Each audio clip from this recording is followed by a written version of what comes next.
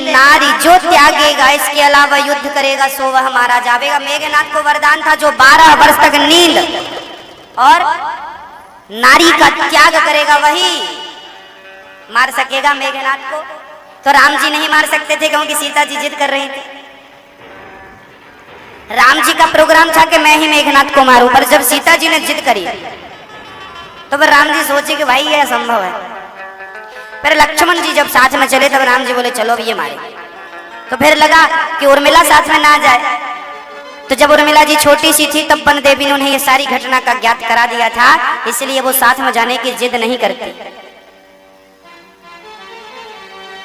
कहा जाता है कि उर्मिला दरवाजे में खड़ी थी दीपक जला करके हल्दी चावल का तिलक लगाने के लिए, पर लक्ष्मण जी को पता चला कि उर्मिला वहां खड़ी है और मैं जाऊंगा, और वो जिद करने लगी। तो लक्ष्मण जी दूसरे रास्ते से निकल के चले गए। जाते समय पत्नी से मिलकर नहीं गए थे लक्ष्मण जी। जब सूर्पणखा आई लक्ष्मण जी के पास, मेरे से शादी कर लो, तब उर्मिला के थाली का दिया बुझने लगा था। समझ गई थी वो कि मेरे पति पर खतरा है। पराई नारी ने दृष्टि डाली है, तुरंत हाथ से चावल का दाना छोड़ दिया जो तिलक लगाने के लिए रखा था। जब वो दाना छोड़ा तो संत जन कहते हैं कि वही दाना बाण बन के जाता है और सूर्पणखा का नाक और कान काटता है। वही चावल का दाना। ये सती का सतीत्व था, पतिव्रता नारी की तपस्या थी। वनवास चले हैं राम जी।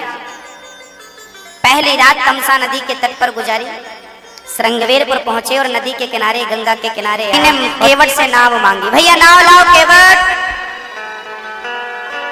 केवट बोला मैं नहीं सुनता। केवट ने सुना ही नहीं। फिर राम जी ने बोला भैया केवट नाव लाओ, तो नाव नहीं लाया, खुद आ गया। हाँ प्रभु आज्ञा करो। राम जी बोले नाव लाओ हमें पार लगाओ। केवट बोला राम जी आगे से पानी थोड़ा कम है, गंगा जी का घुटनों से है, कमर से, आप वहां से पैदल निकल जाओ। राम जी बोले भाई मैं तो पैदल चला जाऊंगा, सीता जी कैसे जाएंगे, तुम हमें नाव में बिठाओ। केवट बोला तो एक शर्त है। क्या? बोले जब तक हम आपके चरणों को धुलेंगे नहीं तब तक हम आपको अपने नाव में नहीं बिठा सकते। अच्छा राम जी बोले चरणों को क्यों धुलेगा? क्योंकि केवट बोला मैं आपके चरणों का जादू सुन चुका हूं, आपके पांव बड़े जादू भरे हैं, आपके चरणों में जादू है। राम जी बोले जादू वादू तो बंगाल में होता है, मैं तो सीखा नहीं जादू, मैं तो जानता नहीं जादू। केवट बोला गौतम की नारी पर आपने पांव रखे थे, पत्थर की थी, पांव रखे तो वो नारी बन गई कि नहीं? हाँ, और मेरी नाव तो लकड़ी की है और उसमें पांव धर दी और ये भी नारी बन गई, तो मेरी घरवाली बोलेगी दूसरी कहां से आई? घर में झगड़ा होगा, इसलिए पहले आपके पांव धो के धूल निकाल दूं ताकि मेरी नाव रहे, नारी ना बन जाए। कहाँ है तुम्हारा मर्म में जाना? मैं आपके मर्म को जानता हूँ। जैसे मर्म को ब्रह्मा ना जान पाए, लक्ष्मण हो यह मर्म न जाना, जो कुछ चरित्र रचा भगवाना, उस मर्म को केवट कहता है मैं जानता हूँ। देखो तो जरा नाव चलाने वाला कितनी बड़ी बड़ी बात कर रहा है। पहले तो ये समझो ये केवट कौन है? मैया ओ मैया जी, ओ मैया, केवट कौन है? क्षीर सागर में जब भगवान नारायण शयन कर रहे थे तो एक कछुआ बार बार भगवान के चरणों को छू रहा था। शेषनाग भगवान बार बार फुसकार रहे थे। वो कछुआ फिर नीचे चला जाए, फिर आए विष्णु जी के चरणों के पास। एक बार वेदना जम के फुसकारा, शेष भगवान ने बेचारा मरने लगा और मरते मरते कछुआ सोचा कि प्रभु कि आपके चरण कभी स्पर्श नहीं कर पाऊंगा। तब भगवान बोले चिंता मत कर, अगले जन्म में मैं खुद आऊंगा तेरे से चरण धुलवाने के लिए, धुल लेना जी करे जितना करे। वही कछुआ केवट बनता है और राम जी जाते हैं केवट से कहते हैं पार लगाओ। केवट बोलता है पहले चरण धुलूंगा। राम जी बोले देखो भाई पैर पावा धुलाने की झंझट मत करो, समय बहुत कम है। केवट बोला एक काम करो तो फिर पैदल जाओ, मैं नहीं लगा सकता पार। अच्छा यहाँ पर एक बात विचारणीय है,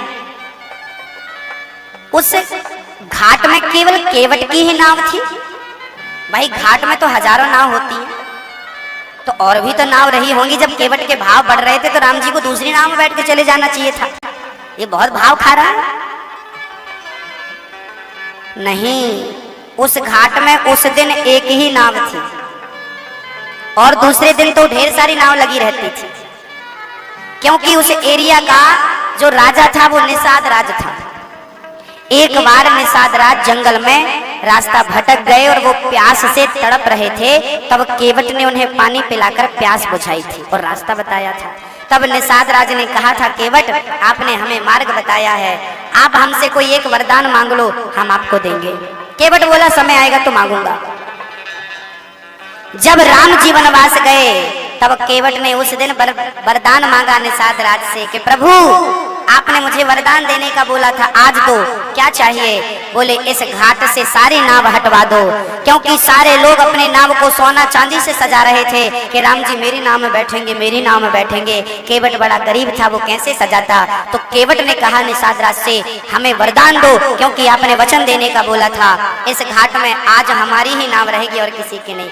तब निषाद राज ने सारी नाव हटवा के मात्र केवट की नाव लगवाई थी। और आज केवट चरण धोने की बात कर रहे हैं। राम जी बोले, चरण नहीं धुलाऊंगा। केवट बोले, तो आपके पिता की सौगंध खाता हूं, बिना चरण धुलाए पार नहीं लगाऊंगा। लक्ष्मण जी ने बाण निकाला, मार दूंगा, मेरे पिता की सौगंध क्यों खाता? खुद के पिता की खा, मेरे पिता की सौगंध क्यों खाता? केवट बोला, लक्ष्मण जी बाण मार दो, हम मर जाएंगे। लेकिन एक बात है कि यमराज पूछेंगे, क्यों रे केवट क्यों मरा? हम कह देंगे कि लक्ष्मण जी ने मारा है। गवाही कौन देगा? बोले राम जी। अपराध पूछेगा, क्या अपराध किया था? बोले राम जी के चरणों को पखारना चाहता था, यही मेरा अपराध है, और इस अपराध की सजा यदि मृत्यु है तो मुझे मर जाना अच्छा, मुझे मर जाने दो। रघुनाथ सोनाथ निहारत हैं, मरता हूँ कहाँ सुचि गंग तीर, रघुनाथ सुनाथ निहारत हैं, अपराध यही इस दास का है, रघुनाथ के पांव पखारत हैं। केवट ने जब ये बात कही तो लक्ष्मण जी के बाण बाण सब छूट गए। सुनी केवट के वैन प्रेम लपेटे अटपटे, वैसे करुणायन चितई जानकी लखन। केवट राम रजाय सुपावा, पानी कठौता भरे ले आवा, कठौता में पानी लाया और राम जी की इच्छा से चरणों को घिस घिस के धुल रहा है। कठौता में पानी लाया है, कठौती में नहीं लाया। चतुर है, कठौती से बनेगी तो स्त्री, कठौता से बनेगा तो बेटा, इसलिए सोचा कि कठौता में। और कठौता में पानी इसलिए भी केवट लाया क्योंकि कठौता नाव को डूबने से बचाता है। केवट बोला, किसने कई बार हमें डूबने से बचाया है, आज राम जी के चरण कठौता में पड़ेंगे तो ये भी डूबने से बच जाएगा, ये भी तर जाएगा, इसलिए कठौता में पानी लाया। घिस घिस के धुल रहा है, पांव धुल गए। अब पांव का जल लेके घर की तरफ भागा। राम जी बोले, अब तो धुल गए, अब तो बिठा। केवट बोला, आपसे पहले जो आए हैं पहले उन्हें तो पार लगा दूं। राम जी बोले, मेरे पहले कौन है? यहाँ मैं ही हूँ। केवट बोला, प्रभु अभी मेरे पूर्वज लाइन में खड़े हैं, आपके चरणों का जल उनके नाम से छोड़ दूं, पहले उनको भवसागर से पार लगा दूं, फिर आपको मैं गंगा से पार लगाऊंगा। केवट नाव में बिठाता है राम जी को और नाव को डगमग डगमग डगमग डुलाता है। बीच भंवर में नाव जब डोली, केवट से राम जी ने कहा, धीरे धीरे चल, मेरे को डर लग रहा है। केवट बोला, तो मेरा हाथ पकड़ लो। केवट, तू क्यों नहीं पकड़ता राम जी का हाथ? केवट बोला, यदि मैंने राम जी का हाथ पकड़ा तो मैं तो अभिमानी कभी भी छोड़ सकता हूँ, लेकिन राम जी ने जिसका हाथ पकड़ लिया, राम जी कभी नहीं छोड़ेंगे, इसलिए राम जी आप मेरा हाथ पकड़। से सेविंग के पैसे नहीं लेता, आप भी केवट हो, हम भी केवट हैं, उतराई कैसे ले लें आपसे हम? राम जी बोले, भैया हम कहाँ से केवट हो गए, हम तो क्षत्रिय हैं, केवट थोड़े हैं। केवट बोला, प्रभु आप भी केवट हो। सोने का बिजनेस कोई भी करे सोनार कहलाता है, वो किसी भी जाति का हो कहलाता है। व्यापार करने वाला किसी भी जाति का हो वो व्यापारी कहलाता है, कहलाता है। किसी भी जाति का हो वो व्यापारी कहलाता है। केवट बोला, प्रभु आप और हम किसी भी जाति के हैं, क्या हुआ, पर धंधा तो दोनों का एक ही है ना। कौन सा? केवट बोला, मैं भी पार लगाता हूँ, आप भी पार लगाते हो, बिजनेस तो एक ही हुआ ना। हम थोड़ा कम काम करते हैं, फुटकर का काम है हमारा, आप जरा थोक का काम करते हो। हम छोटे व्यापारी हैं, आप बड़े व्यापारी हो। आप हमारे घाट आए, हमने आपको पार लगाया गंगा से। जब मर करके आपके घाट में आऊंगा तो भवसागर से हमें पार लगा देना। यही उतराई है और कोई उतराई नहीं। केवट की बातें सुनकर गदगद हो गए राघव। आगे चले हैं, चित्रकूट में निवास बनाया। भरत जी मिलने आए, खड़ाऊ लेकर गए हैं। नंदीग्राम में निवास बनाया, पंचवटी पहुंचे। भगवान राम सीता को लेकर रावण भागा है। जटायु का अंतिम संस्कार राम जी ने किया है। जटायु के पंख कट गए। किसी ने कहा जटायु पंख थे तो तू राम के पास जा सकता था, अब तो तेरे पंख ही नहीं हैं, अब तू राम के पास कैसे जाएगा। जटायु ने बड़ी प्यारी बात कह दी, पंख थे तो जिम्मेदारी मेरी थी राम के पास जाने की, अब तो पंख ही नहीं है, अब तो जिम्मेदारी राम की है मेरे पास आने की। और वो जिम्मेदारी राम ने भली भांति निभाई है। आए आगे मां शबरी को नवधा भक्ति देकर ज्ञान देते हैं। सुग्रीव से मित्रता करते हैं, बाली को मारते हैं। हनुमान जी लंका में जाकर पता लगाते, आग लगा कर आते हैं। सीता जी का पता लगा कर आए हैं। सेतु का निर्माण, विभीषण की शरणागति और शिव जी का प्रतिष्ठा, रामेश्वरम की स्थापना हुई।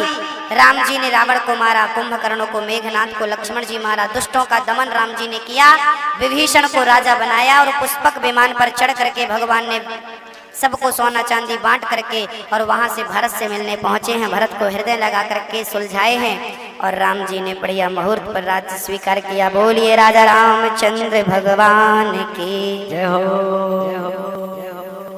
राम जी राजा बने, राजा बनाए गए। राम जी के राजा बनने तक की बात श्री तुलसीदास जी ने लिखी है। लवकुश का वर्णन तुलसीदास जी ने इसलिए नहीं किया क्योंकि लवकुश सुनाने के लिए राम का सीता से फिर वियोग होता और भक्त तुलसीदास जी राम को सीता से अलग देखना नहीं चाहते, इसलिए उन्होंने ये चर्चा नहीं करी। बोलिए राजा रामचंद्र भगवान की जय।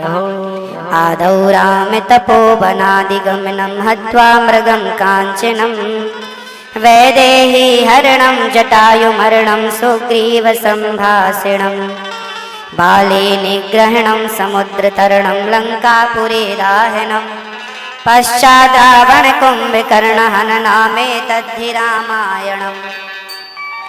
इसी के साथ राम कथा अथाह है, बहुत छोटी सी दास ने निवेदित करी।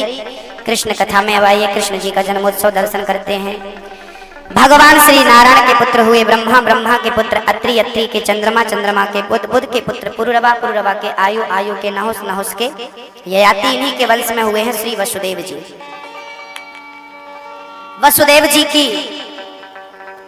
वसुदेव जी का विवाह देवकी के संग कंस ने किया है। कंस की चचेरी बहन देवक, कंस की चचेरी बहन देवक की बेटी का नाम था देवकी। देवकी का विवाह कंस ने वसुदेव जी से किया और वसुदेव जी से विवाह करके वो सोचा कि अपनी बहन को मैं विदा करके आऊं, उसके घर छोड़ के आऊं। वसुदेव जी आगरा के थे और कंस मथुरा का था। 50 किलोमीटर की दूरी है दोनों शहरों में। चल पड़ा कंस विदा करने, तभी आकाशवाणी हुई, कंस जिस बहन को विदा कर रहा है उसका 8वां गर्भ तेरा काल बनेगा। काल बनेगा, काल। तुरंत कंस ने तलवार निकाली और अपनी बहन को मारना चाहा। वसुदेव जी ने हाथ पकड़ लिया, तुझे बच्चों से खतरा है, मैं ला कर दूंगा। जेल में डाल दिया दोनों को, वसुदेव और देवकी को लंबी पहरेदारी दे दी। पहला बेटा हुआ, मार दिया कंस ने। दूसरा हुआ, तीसरा, चौथा। नारद जी ने कहा कि कोई भी 8वां हो सकता, मारो। कंस ने 6 बच्चों को मार दिया। 7वें गर्भ में स्वयं लक्ष्मण जी पहुंचते हैं बलराम बनके। देवकी गर्भवती हो गई। 7वीं बार भगवान ने देवकी के गर्भ से बच्चे को निकाल करके रोहिणी के गर्भ में, रोहिणी भी वसुदेव जी की पत्नी थी। वसुदेव जी की पत्नी रोहिणी भी थी और देवकी भी थी। वसुदेव जी के 13 विवाह हुए थे। रोहिणी के गर्भ में वो गर्भवती हो गई। देवकी का गर्भ उनके गर्भ में भगवान की योग माया ने डाला, गर्भवती हो गई। विज्ञान आज ये पहले ये लोगों को हम बताते थे कि भाई भगवान ने देवकी के गर्भ से निकालकर रोहिणी के गर्भ में डाल दिया, तो लोग यकीन नहीं करते थे कैसे हो सकता है। लेकिन आजकल डॉक्टरों ने ये कर दिखाया है, एक का गर्भ दूसरे के गर्भ में ट्रांसफर कर देते हैं डॉक्टर लोग। जब डॉक्टर आज करने लगे तो यकीन हो गया कि नाना जो डॉक्टर आज कर रहे हैं ये हजारों साल पहले भगवान ने कर दिखाया था। भगवान की कृपा से ये सब हुआ। 8वें गर्भ में स्वयं भगवान कृष्ण के आने की तैयारी हो रही है। देवता स्तुति कर रहे हैं, प्रभु जाओ कंस को मारो, कंस का अत्याचार बढ़ता जा रहा है। ये कंस पवन रेखा का बेटा है, उग्रसेन अपने पिता को जेल में बंद करके और राजा बना बैठा, पिता को बंदी बना दिया, अत्याचार करता है। पृथ्वी परेशान होकर हाथ जोड़ के भगवान से प्रार्थना करती है। संत लोग ब्राह्मण लोग प्रार्थना करते हैं, मनुष्य प्रार्थना करते प्रभु कंस को मारो। तब भगवान देवकी के 8वें गर्भ में प्रकट हो रहे हैं। बोलिए भक्तवत्सल भगवान की जय। सत्यव्रतम सत्य परम त्रिसत्यम सत्यस्य योनिम निहितं च सत्ये सत्यस्य सत्यमृत सत्य नेत्रम सत्यात्मिकं त्वां शरणं प्रपन्ना निशीथे तमोद्भूते जायमाने जनार्दने देवक्यां देवीरूपिण्यां विष्णु सर्वगुहाशया। चतुर्भुज रूप में भगवान कंस के कारागार में देवकी वसुदेव के सामने प्रकट हो गए, शंख चक्र गदा पद में लेकर।